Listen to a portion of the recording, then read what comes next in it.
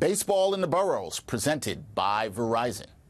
The Mets and Yankees both head into All-Star break in playoff position in the National and American League, respectively. But the teams, they're heading into the break with very different vibes. The Mets, they've won 5 out of their last 6 games, while the Yankees, over a much larger sample size, have lost 19 of their last 28 games. So let's evaluate the first half for both teams. We're going to do it with the host and producer at WFAN, my guy Pete Hoffman, who joins me now. Pete, what's going on?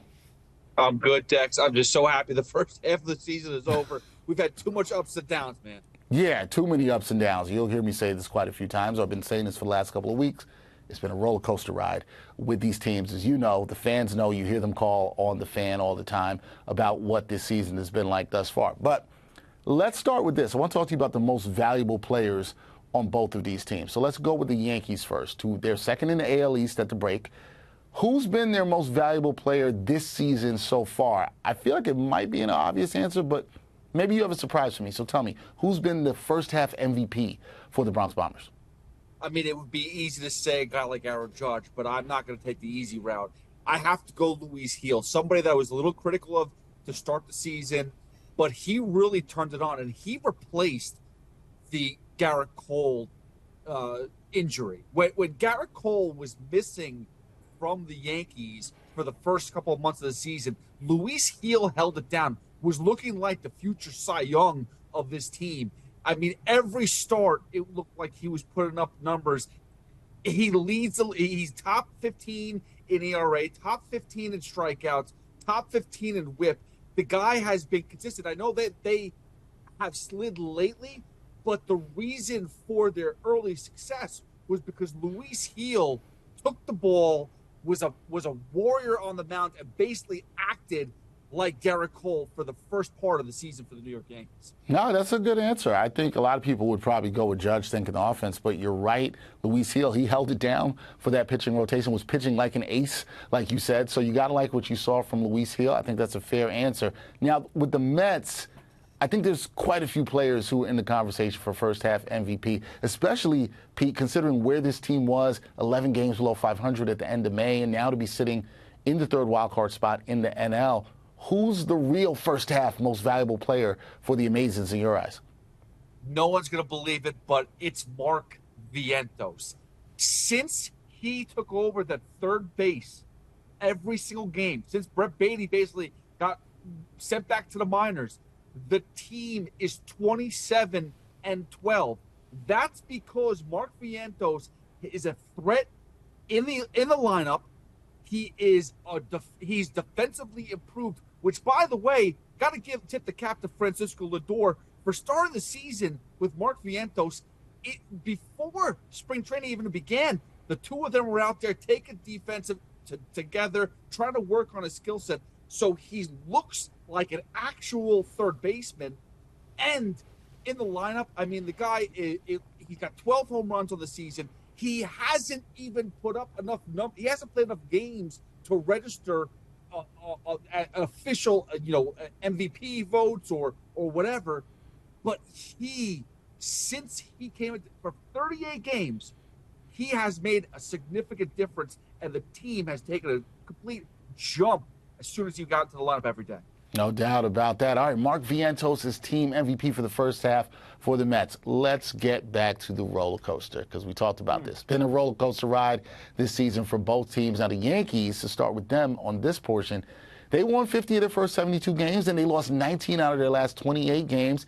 But they're still just a game out of first in the AL East behind the Orioles. So I'm going to do this here, Pete. I'm going to call you Professor Pete. Professor Pete Hoffman, what's your first half grade for the Yanks? Well, first time and last time I'll ever be called a professor. But that being said, B- for the Yankees, and this is why, Dex. They are so lopsided. If it's not for Aaron Judge, if it's not for Juan Soto, the team cannot win ball games. If it's not Luis Gil pitching, you got Carlos Rodon who's struggling, and the team early on really showed that they can't come up clutch. They don't have that clutch gene. And I've realized they're kind of played bully ball the first few months, where they felt like, oh, well, we're the best team in the league because we're winning games, we're riding on Judge and Soto's shoulders. But the reality is, the last half of the season, the the last few weeks of the struggle is more of who they are. They're not scoring runs. They're getting. Remember when they got shut out 5 times in the first month? That's who they are. They don't get hits. They don't get timely hits. And unfortunately, you put that on with a trouble starting pitching, with Carlos Rodon going back to his awful self, and a bullpen with Clay Holmes you cannot rely on in the 9th inning. It's just a lot to be desired with this New York Yankees squad. All right, so B- is your grade for the Yankees in the first half. Now, on the Mets side of things, arguably an even crazier roller coaster ride for the Mets, who, as I mentioned, they look dead in the water at the end of May. They're now 49-46 at the break. It's an incredible turnaround. So what grade are you giving the Mets for their first half performance, and why? I have to give a B, and it's because of the fight that this team showed.